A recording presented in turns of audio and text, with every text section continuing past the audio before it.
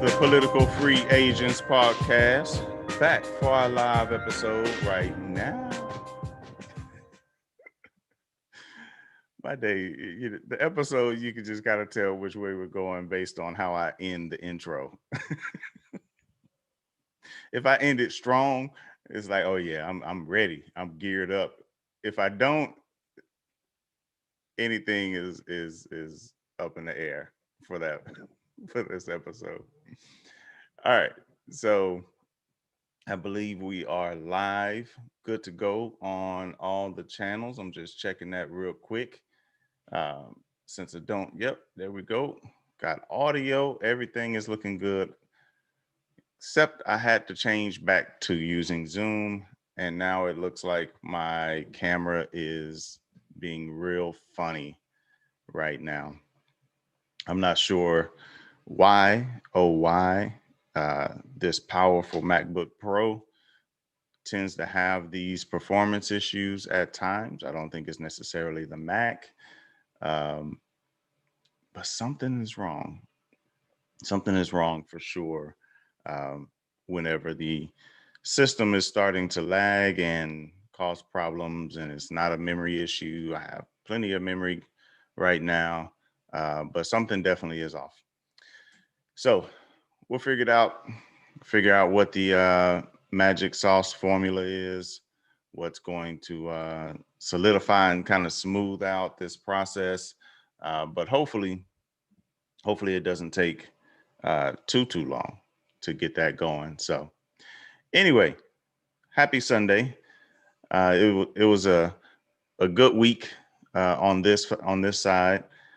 Ended up kind of getting back into that groove. I kind of had the like a lull, I guess you could say, where just going through the process of, once you kind of, it's like you have your foot on the gas for months, and then all of a sudden you take your foot off the gas. y- y- Sometimes it's a little difficult to get back into the groove. Um, but for me, it was like I guess the week or so before the break.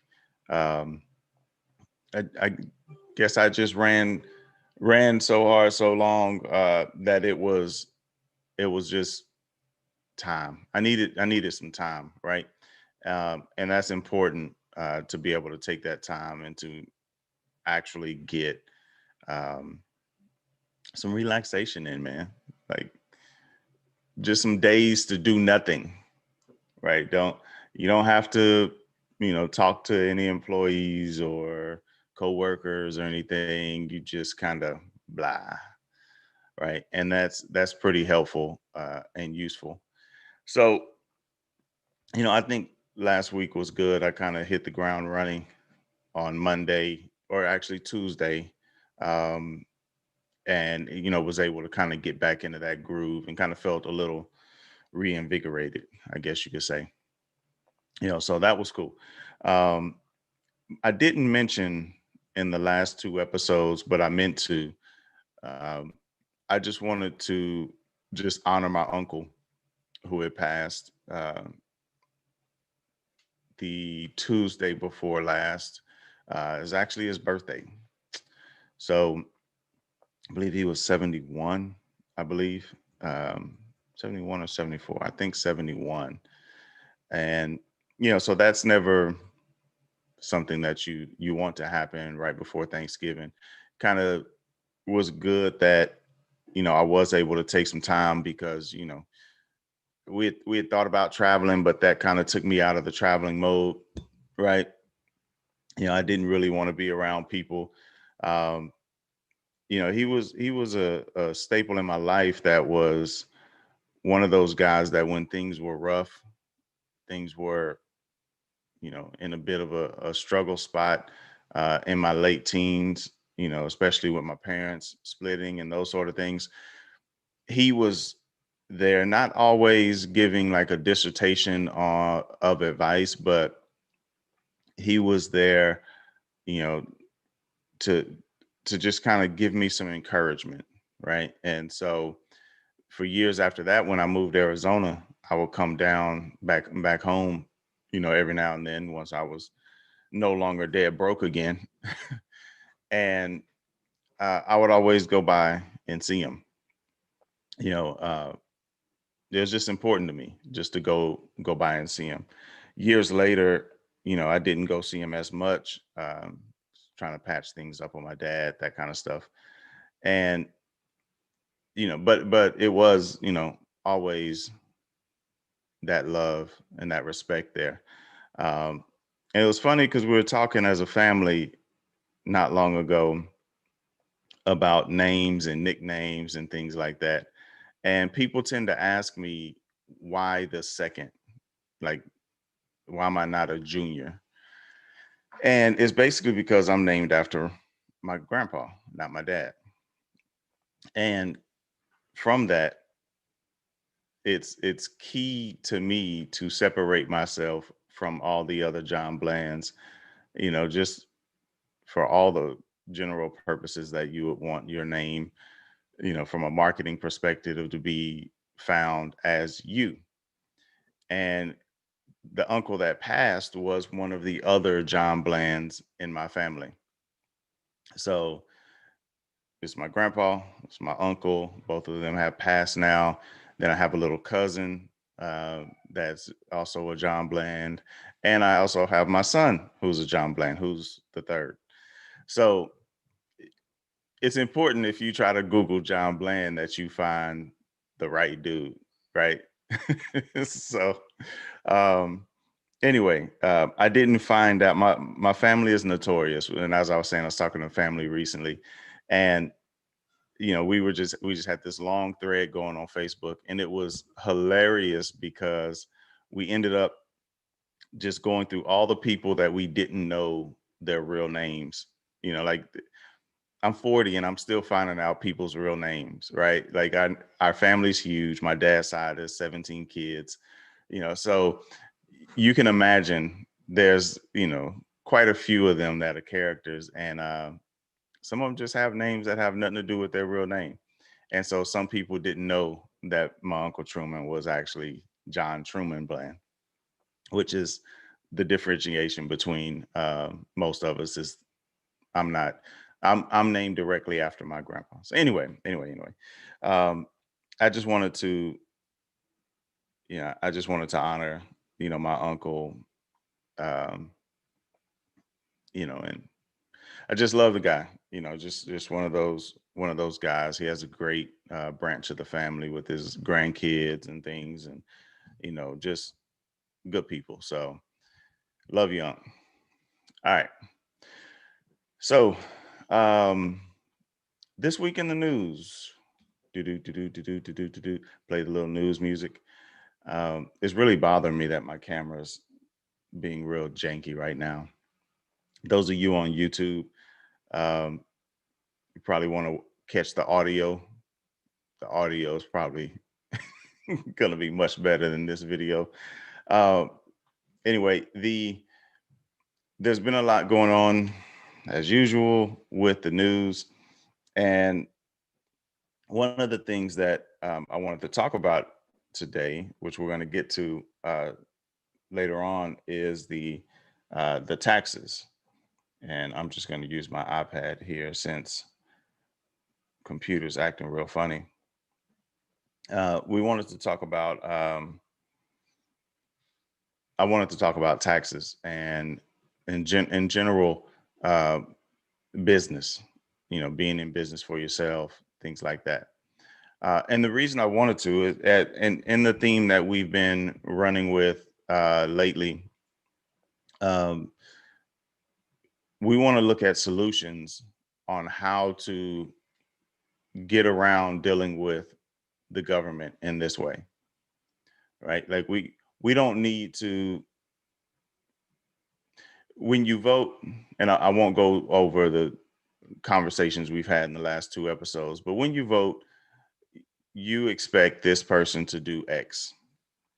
The problem is we give the president way too much credit and way too much blame. We blame the president for the budget. Congress sets the budget. We give the president credit for the budget. Congress sets the budget. We give the president credit for tax cuts. Congress cuts taxes, right? Like it's all these things that we do, um, but we apply them incorrectly because we work off of that. Um, the president is the one running the show, and in most cases, the president is largely just a figurehead.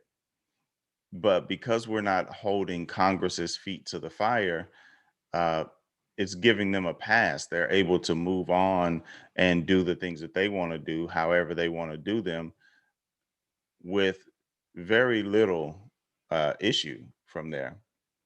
There's not much that people are really saying, hey, Congress, you're blowing it, that sort of thing, right? Because we're just giving them a pass. And one of the things that we have to start doing is figuring out these people who are getting elected, they're not really out here doing what we're electing them to do, right? So I was having some conversations, or a conversation, it's still ongoing, with some Trump supporters. And it's middle America, Trump supporters, Nebraska area. And they're bothered thinking that it boils down to a bunch of election fraud, right? Is what it is. Um, they'll really never let that go. And the conversation comes up about uh, why don't I like Trump, basically. And we start having the conversation, and I'm explaining to them, that as a part of it, because they also mentioned all the stuff about abortion and things like that. And I'm explaining to them, like, what has your Republican vote got you in terms of abortion, right? So the idea is the Democrats support abortion. And the reason you don't vote Democrat is because, and this is what they said, is that when I meet God in heaven, God is going to open the trap door and I'm going to fall out because he's going to show me the line of babies that my vote helped kill. Mind you, we didn't talk about anything about who I voted for, but they think it's two options only. And the idea that in the last, let's do some quick math, 50 years, almost 47 years, since Roe v. Wade has been around, the Supreme Court has been uh, had a conservative lean the entire time. Never once has it been a Supreme Court that we have. Never once has the Supreme Court been uh, leaning liberal. Not once. In fact, the judges that appointed or that had the majority opinion on Roe v. Wade were appointed by Nixon. Or let me see, it was one judge with the majority opinion, but two of the judges that um, that were in the positive of Roe v. Wade, it was a 7-2 decision, were appointed by Nixon. So the idea is, okay, well, if voting for Democrats because of abortion issues will cause me to go to hell, then what about those Republicans, right? And it boiled down to them for intent, because Democrats intend to keep Roe v. Wade. But the reason I bring this up, there is a point to this. If you think voting for a Republican president because of the abortion issue is important, I just want you to answer, what has any of the Republican presidents done since Nixon that changed Roe v. Wade? They all have appointed a judge, and almost, well, I think all of them have appointed a Supreme Court judge. Um, Reagan, Bush, and Trump. They all have appointed judges. So if they all appointed judges, and Roe v. Wade is still the law of the land, and the Supreme Court is still a heavy conservative lean, what exactly is your vote getting you in relation to that? What is it actually getting you? Trump said he was going to cut taxes, and this isn't all, really all about Trump. It's pick a president. Um, Trump said he was going to cut taxes. He was going to help out the everyday man and cut taxes. Instead, he cut business taxes, not personal taxes. Personal taxes got a little bitty trim. Business taxes got a good cut, which we're going to talk about that in a bit. Uh,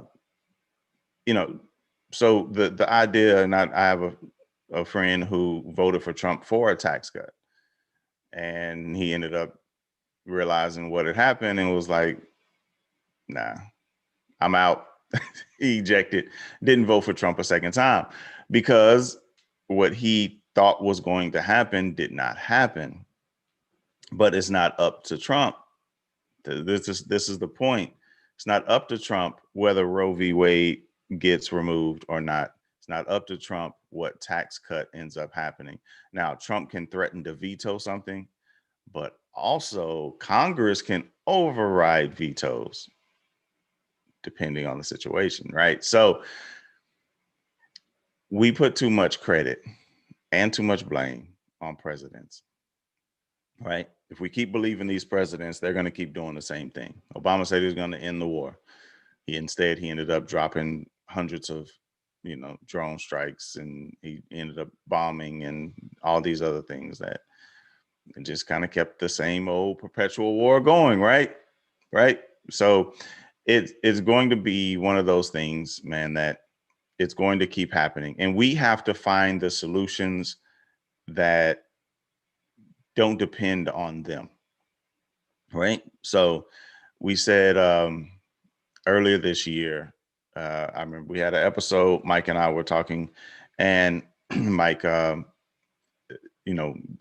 we're basically discussing the financial system, and the point of how to deal with this system boiled down to learn the system and then use the system. Right. So when we talk about the rich keep getting richer, well, how is that? How are they getting richer? What do they do? Like, are they somehow magically converting $1 to $2? Like, what is happening? Is it something illegal that's happening? Well, in the large part, they know the system, so they work the system, right? One of the ways is they work to avoid taxes. Famously, Trump was called out for avoiding taxes and paying $0 in I'm sorry, $750 in taxes, right? So people just went bananas on that. But how many of you really, really want to pay taxes? How many of you want to pay $750 in taxes, let alone 10, 15, 20,000 in taxes, or $1 million in taxes, right? Like, we talk about the tax the rich thing and that sort of stuff, but how many of you truly want to see 40% of your income just chopped, right? Like, taxes are such a common thing to us that our income gets, like, we don't even get close to 100% of our income, right? Obviously, it's tiered, right? So if you're in poverty, you're not seeing the same amount of taxes, sort of thing, right? Like, your tax bracket is lower. But when you start increasing your income, you start seeing 30, 40% of your taxes being lopped off. I mean, of your income being lopped off, right? So if you make $1 million, you're paying, and this is round numbers, but you're paying 400,000 in taxes. Like, what? Like, just think about the numbers. Like, the numbers absolutely suck, right? If there's anything that you're wanting to achieve, you're wanting to do, and you work hard enough to end up making a decent amount of money, they come in to take 40% of it. Like, it's problematic, right? Now, I'm not one of those that, says the taxes should be zero. That's not my belief, because there are things that we need to do. There are certain things that we need to take care of as a nation, I believe. Um, Not getting into the healthcare, et cetera, is a right sort of thing. I just know that when the government gets the money, they mess it up. It's been seen, right? That the reason why the budget is so terrible is because they just got all this extra income. The reason I mentioned before, federal fumbles exist, where they're giving money to what was it we saw a few episodes back? Federal fumbles had that they were giving money to an organization. It was like a million something dollars, a few million or whatever, to research some animal in Russia. I can't recall what specific animal in Russia. The American government is funding the research to research some animal in Russia. I mean, they get this money, and it's like this perpetual money that they don't have to work for. Just exist here. That's the only requirement. Exist in America, and you have to give, in some cases, once you get to a certain level, 40% of your income. So you can imagine they're going to, you know, do whatever they can. They're being the rich, they being the rich. They're going to do whatever they can to keep as much as they can. And you should too, right? Like, I'm for helping support the government to do certain things that need to be done. I'm not for all of the waste, fraud, and abuse. And the only way that we nix the waste, fraud, and abuse is make them trim their budget. That's it. The only way we make them trim their budget is to trim the money that they're getting, their income. But that doesn't happen. So we just have to find our ways around all of this, to be able to work the system for what we need to work the system for. So the the main part, today is going to be about these taxes and how to deal with them. The situation is about to change because Biden is in office, and pardon me if you're watching this on video, because I am looking over to the side, but I'm basically trying to get everything in order here, because normally I'd have it up on my screens, but I can't pull it up on my screens because technical difficulties, which is weird for the tech guy, uh, to be having technical difficulties.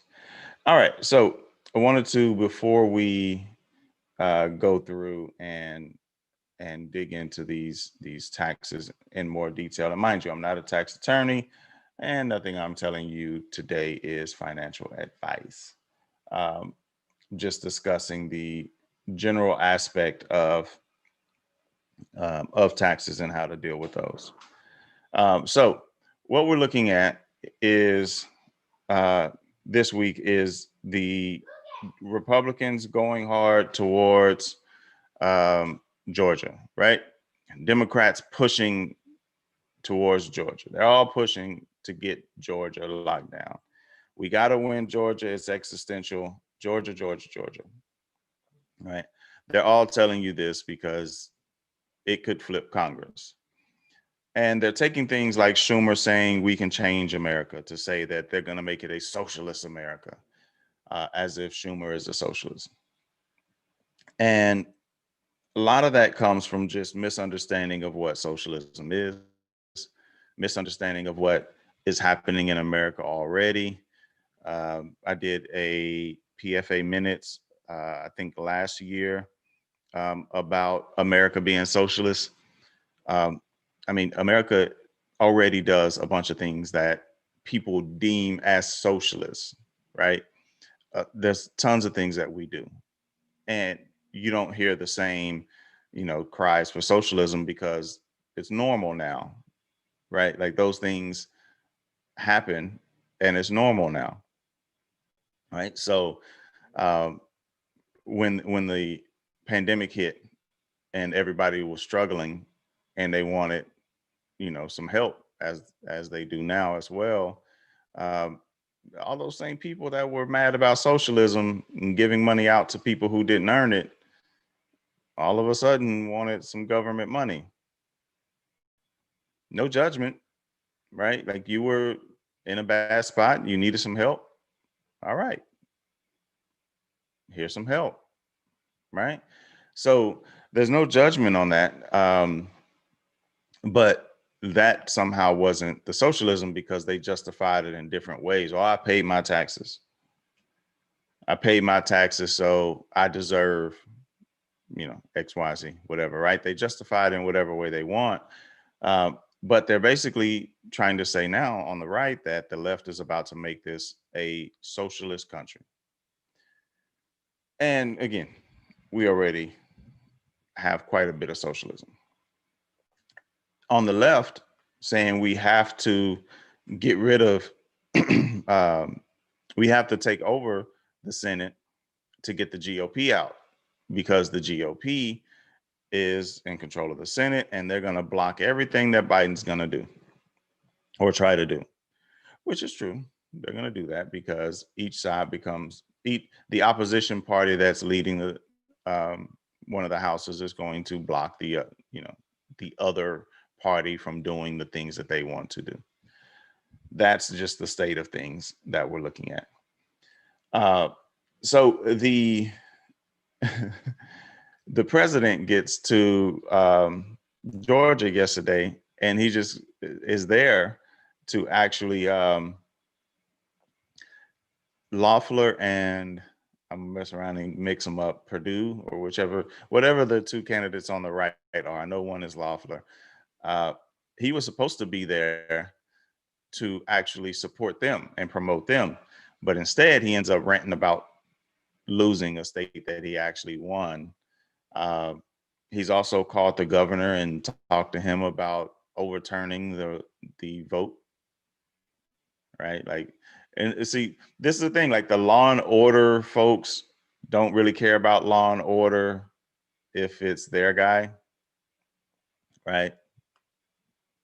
Like he can call and try to completely obliterate the will of the people of Georgia, who Georgia has already done a recount. And Georgia has already certified the vote and stated that Georgia was legit. Basically, the win, the result, excuse me, was legit. Now they want to go through and scrutinize every single signature. Like they're just looking for ways to overturn this vote.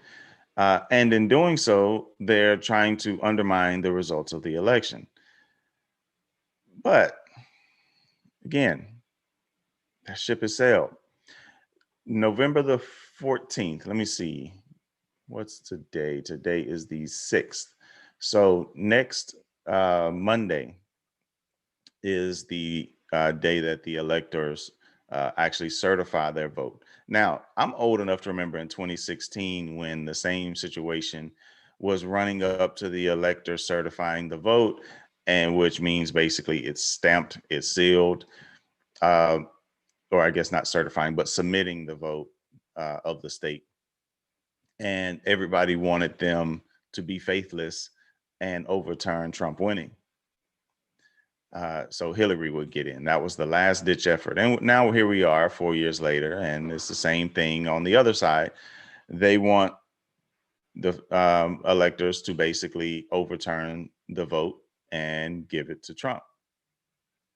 Like, this is the same thing. Like this, I'm trying to get you to see, like, we're in a cycle. We're repeating over and over the same thing. We're not going through the situation in a way that, or going through these errors in a way that is largely that much different. The geopolitics sometimes change, that sort of stuff, but the parties really aren't, they're really not changing. They're or let me rephrase, the parties are changing because they change to the will of the people. They just bend to whatever the people are most up in arms and want to see done at that time, right? Because they want your vote. But what I mean is their core fundamental goal is to remain in power, and they're not changing that formula. They're doing that very thing. They're staying in power by any means necessary, right? Um, and so one of those things that we have to do is start recognizing these situations. We got to start recognizing when we're being sold a, as they say, a wooden nickel, right? And along those lines, I'm pulling this up here. This is from the New York Times. I've been talking about this for the longest. This grift that the president, his kids, and those around him are on, and all of those supporters who started YouTube channels and now are monetized and getting all this money, the grift that they're on in supporting the president or supporting his agenda outright is coming to an end. And they know that. Therefore, it behooves them to fight. But the fascinating thing is the president has found a way to lace you or juice you for more money post-election, and almost as much money as he raised during the election. And I'm going to pull that up as well so we can compare these numbers. Just speaking purely about the campaign, not the overall, everybody who actually worked in the system, or raised money, because you got the political action committees and all those folks, right? So that's different. But for all of those that are, uh, there we go. All right, got the numbers. For all of those that are raising money directly for Trump, for the actual Donald J. Trump for President organization, here are those numbers. Let's see, 595,000 or million, excuse me, $630,157. That's how much was raised pre-election. Post-election, $207.5 million. This is from the New York Times. Trump lost the 2020 election. He has raised 207.5 million since. President Trump's nonstop fundraising in the month after his loss at the polls ensures his new political operation, whatever shape it takes, will continue to be well financed. And I'll just jump down here a little bit. Mr. Trump's campaign apparatus has continued to aggressively solicit donations under the guise of supporting his various legal challenges to the election of Joseph R. Biden Jr. No clue why they use his whole name.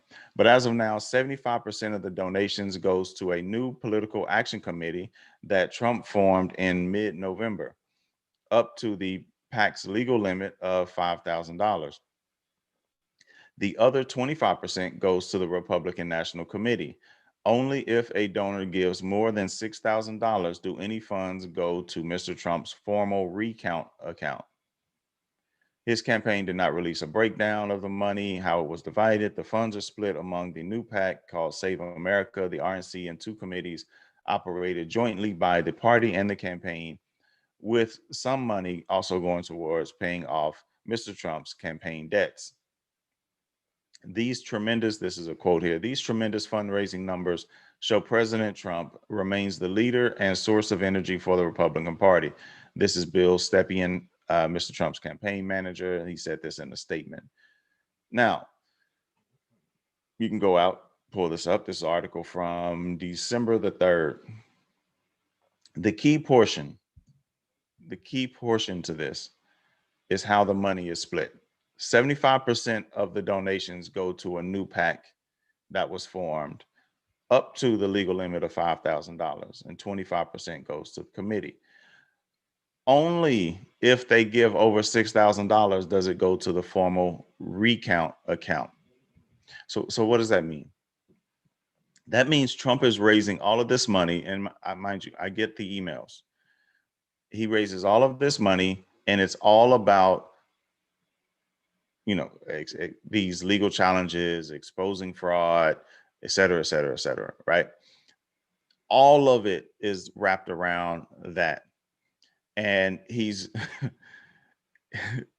he's selling shirts. He says they sent one email. Sorry, complete sidebar. He sent one email that said it was an iconic shirt. And I was like, oh, I don't read all the emails, but I just kind of read the headlines, and then I dive into the ones that are of interest to me. I open it up, and the shirt, it says, I think something like count legal votes. And that was it. I'm like, iconic? Okay. Somebody got a little loose with the subject.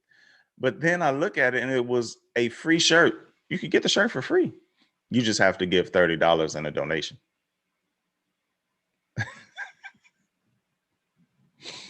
Free shirt for $30.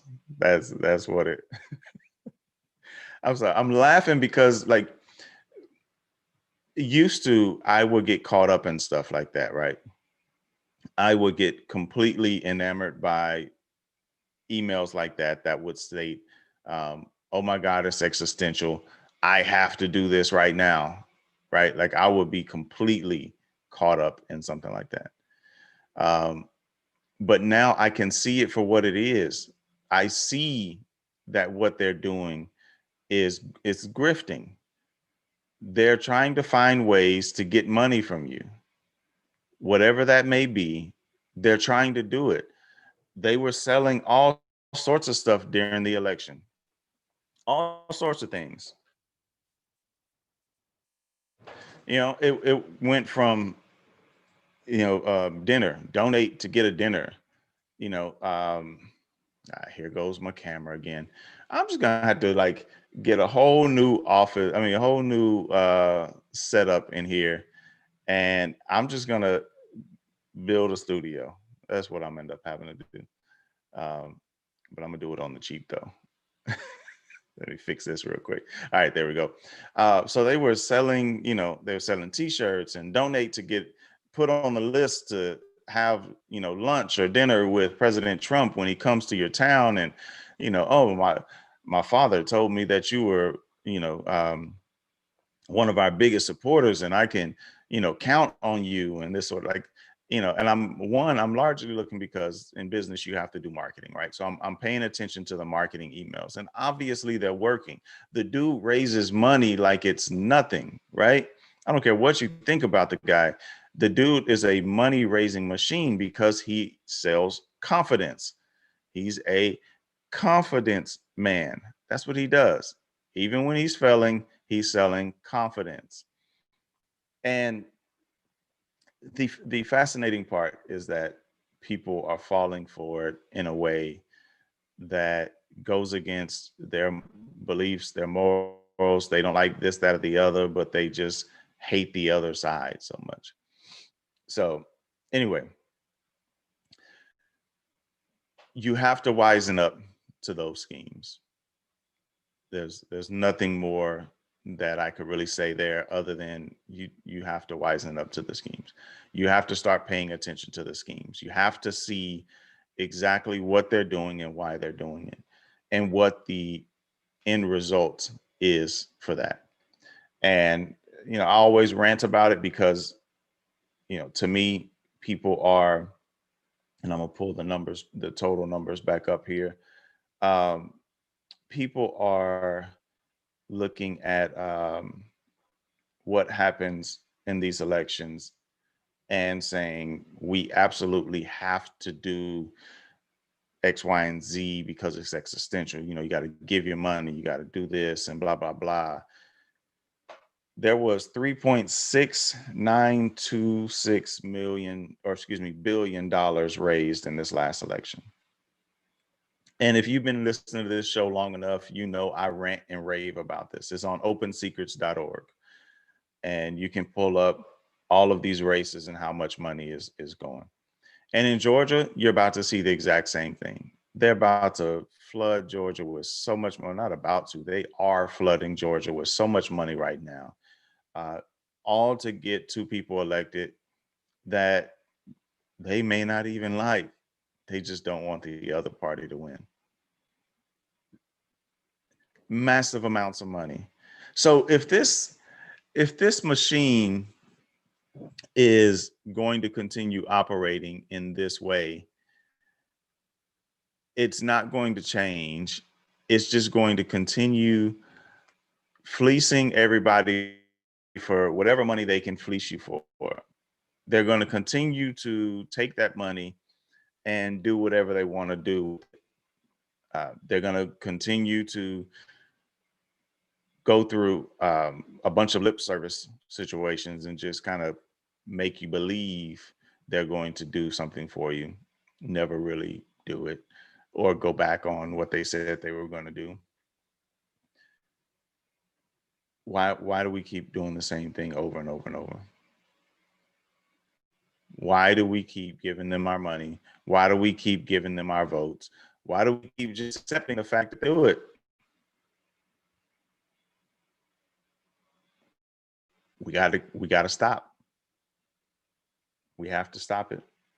So anyway, all right, the point of the episode, death and taxes. Death and taxes is an old saying that you can, everything, two things come to every man, and they mean man as in humankind, and that's death and taxes. And it's true. Everybody ends up at some point paying some taxes, and everybody dies. But on this side, while you're still here, the tax part you can kind of work with a little bit. And here's what I mean. Now, I'm not a CPA. I've just been in business 19 years now. Majority of those, 11 of them full time, and or I guess 12 of them full time. And you just kind of learn some things. One thing is you need a good CPA. There's no way around it. You need a good CPA. You have to have a good CPA. It can't just be somebody that knows how to work TurboTax, right? And no shade against TurboTax, but it can't be just somebody that knows that. You need somebody that knows the tax code. And the reason being is because they know the tax code. They can tell you and show you what you need to do in order to save on taxes. One of the things that happened under Trump's presidency was a cut in taxes, a tax cut, infamously the big tax cut that he brought about. He said he was going to cut taxes. It's going to help us out. And he ended up cutting business taxes, not personal. Well, the idea, this is the same thing that conservatives have said for years, is trickle down economics. And mind you, Congress cut the taxes. He didn't. He pushed Congress cut the business taxes because they love this idea of trickle down economics. You help the business helps the people, right? That's the idea. We saw with PPP loans, the Paycheck Protection Program that happened during the pandemic, doesn't really work like that. We saw a bookstore owner get a bunch of PPP money, ended up firing all their employees. Right? Like these things happen, right? Like people were getting this PPP money and they weren't holding up to their side of the bargain of actually paying their employees, right? Instead of giving the money to the people, the same Congress that cut the business taxes decided to give the money to the businesses. That's supposed to trickle down. In a lot of cases, it didn't. So and mind you, there are some businesses that did right by the money. But the point is, the conservative side tends to think helping businesses help people. Sometimes it does, not all the time. But when Trump espoused this massive tax cut, that had happened. I talked to my accountant and I said, hey, what does this mean for us? And he said, well, business name is Catapult with a K. He said, Catapult's going to love it. You doesn't mean much for you. And I was like, wait, what? And I ended up going to look to see what actually had happened. And they cut the business taxes by 16% or something like that. So a 16% tax cut for businesses meant I should now start doing more things through my business as opposed to being self-employed. And I ended up, and I'm now back running my business full time. But the years that I wasn't, I was paying higher taxes on my income because I had it going through just normal W-2, right? So how does that work? I highly suggest for everybody who's doing any sort of side hustle to start a business. And it may seem like that's too much overhead, or I don't know how to run a business. I suggest find out, like go through, do what you have to do to figure out what's needed to run a business. What do you need in order to set it up, right? I tell people all the time, if you don't know how to fill out the paperwork, go to LegalZoom. LegalZoom has a simple process. I think it's less than $100, and you can start your business. The business formation is really simple. You can get an EIN from the IRS in like 5-10 minutes. You just go to irs.gov, go through the links to get you an EIN, which is your employer identification number. You take that number, and that's the number that you use to file your taxes. Now, that is a legal entity in America. So that idea of being able to take that entity and save on taxes is not that far-fetched, because there are certain things that are afforded to businesses that are not afforded to individuals. So let's say, take for instance, doesn't matter what you're doing, cutting yards, let's say. You think, oh, I don't need the business because I don't want to pay taxes on that money, right? If you start getting big enough, you start having expenses. You have to get a lawnmower, upgrade, or whatever the case may be. Or now you need an employee, right? Now you can do whatever you can off books. That's up to you. I'm not discussing the off book stuff.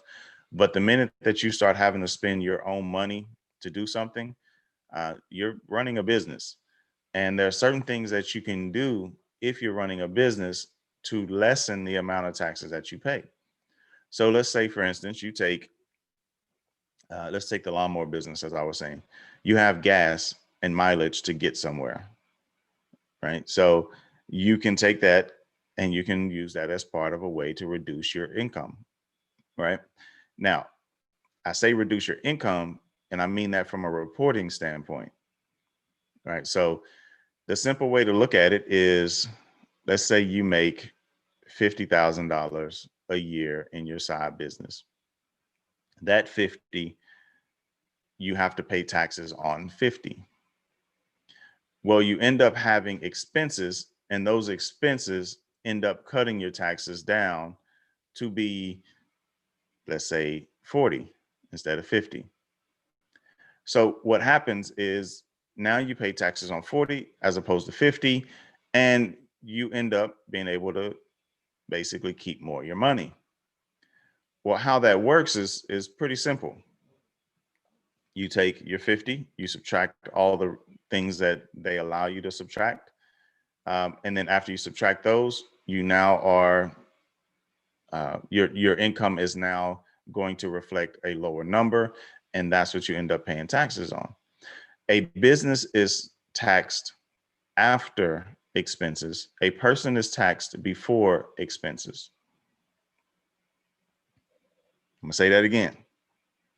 A business is taxed after expenses. A person is taxed before. So as a person, if I have to go out and get gas, I've already been taxed. It has no bearing on my actual taxes. And man, this camera is on my nerve. It's bothering me. Apologies to the YouTube folks if you made it this far dealing with these camera issues. You are the MVP. All right, so the business is able to say, hey, I actually have $10,000 worth of expenses. Then the IRS comes in and says, okay, I need taxes off of that 40,000, right? The person says, hey, I have 50,000 in income, and the IRS says, give me taxes off of that 50. So that's why I suggest if you're doing any sort of side business, getting paid from a client, another client that is saying, you know, here's a 1099. If they're paying you, the person, you're wasting money at that point, because that person, that individual income that person is, you know, that you are claiming, that is actually giving you, that's giving you a higher tax bill. And so it does cost to run a business, right? Depending on your sort of business, and LLC with its reporting that you need to do and the board meetings, all that sort of stuff. Um, Depending on the state that you file it in, you know, you can have different taxes for that state or something like that, right? There's all these little nuances, all these little things that end up happening. Uh, and of course, business taxes at the end of the year, they cost, you know, more to be filed.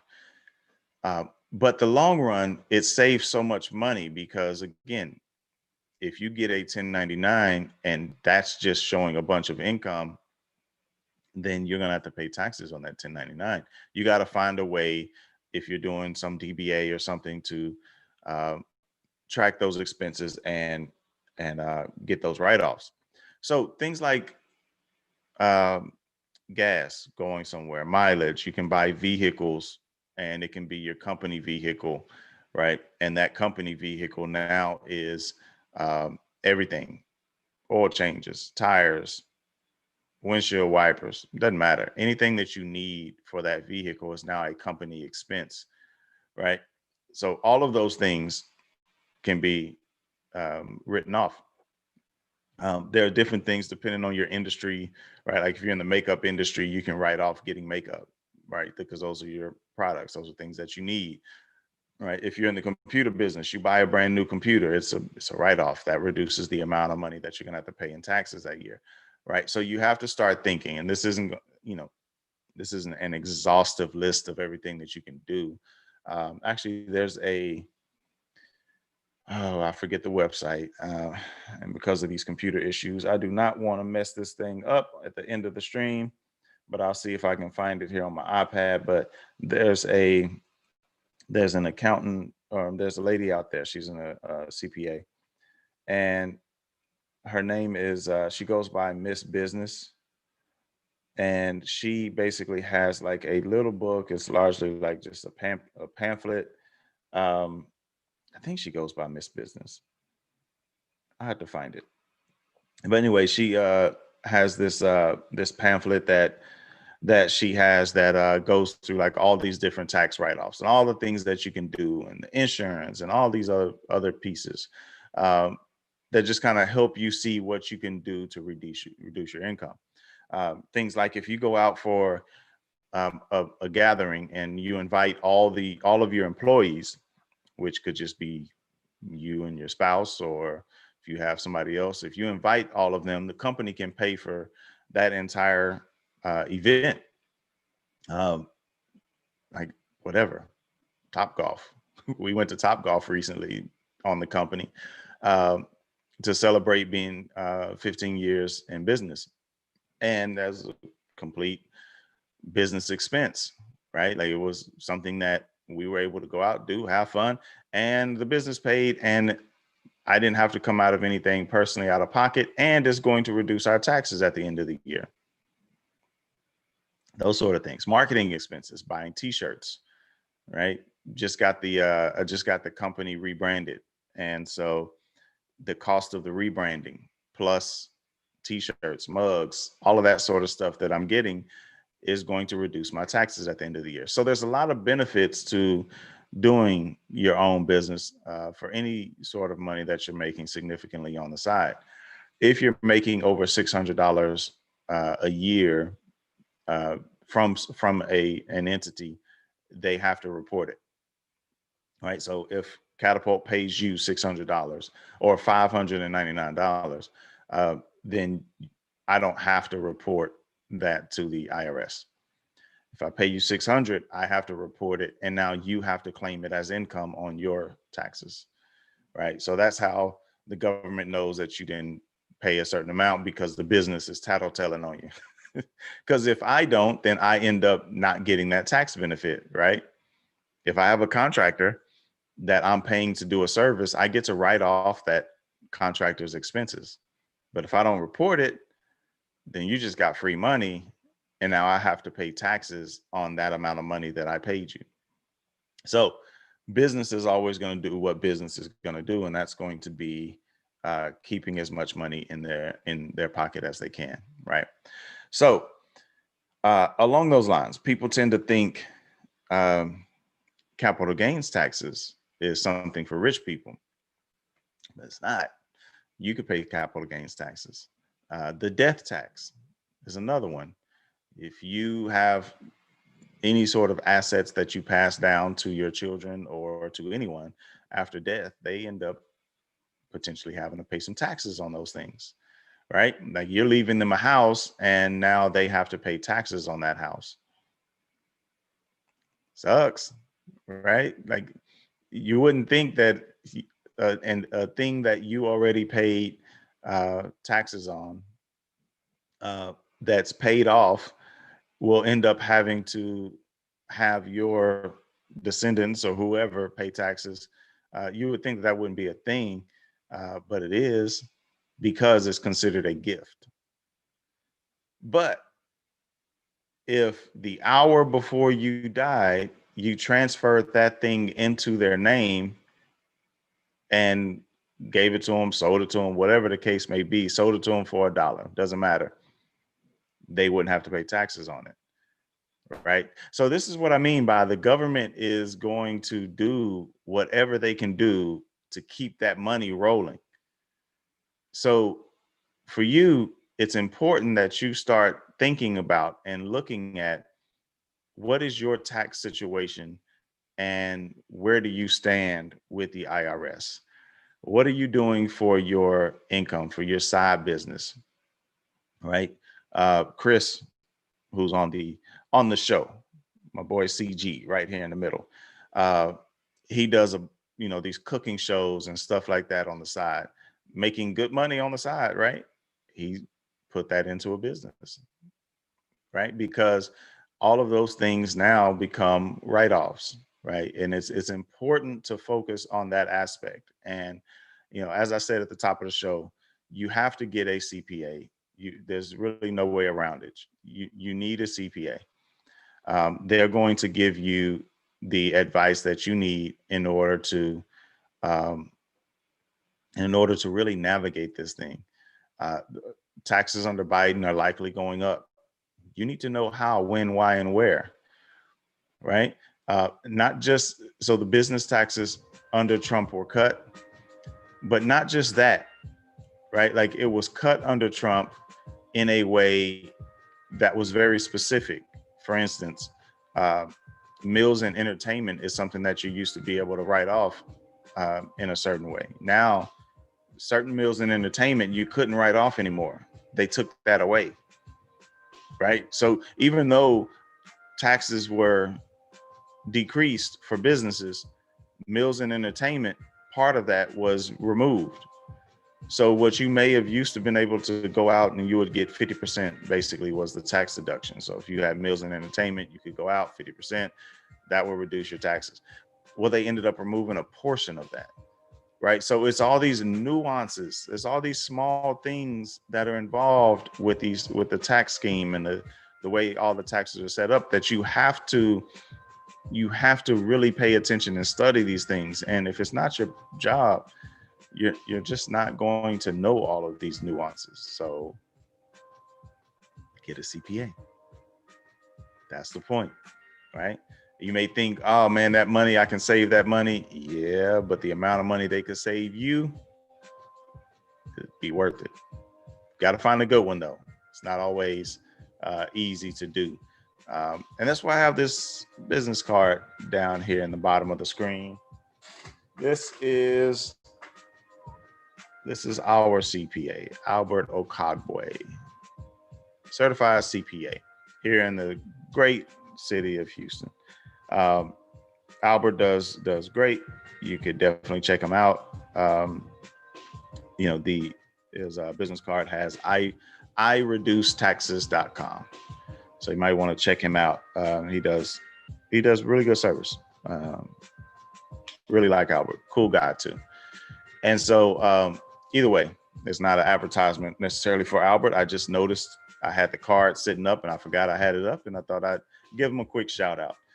But anyway, find your way. Make sure that you're doing whatever you can to understand this system, and then find a way to work this system, because that's the only way that you're going to make it through it. Because they're not here for you. Trust and believe. They are not here for you. They're just trying to maintain their power, trying to stay in their position. And because of that, you need to do whatever you can to take advantage of whatever the current state of America is at that time in order to better you, your family, and generations to come. That's my pitch. This is the Political Free Agents. We do this thing twice a week. Hopefully 2 times a week we can do it without technical difficulties. You can catch us Sunday at 2 p.m. and Tuesday at 7 p.m. Hit us up, politicalfreeagents.com. You can find all the links to our social media. We're at PFA Podcast on Instagram, Twitter, and Facebook. You can also find us on YouTube. And usually the stream looks better than it did today, but hopefully we'll be able to get that resolved here soon. So figure out what's going on. We'll get this thing set up, working right, going smooth, and we'll catch you on Tuesday. We are out.